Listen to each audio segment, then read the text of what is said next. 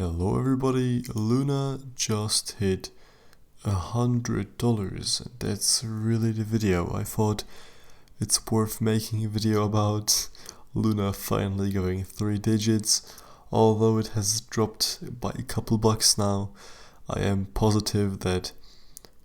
optimistic that it will actually reach 100 and beyond, simply because if you have missed out on this, Binance has announced, the official Binance, that they will be listing Memspell and Terra UST.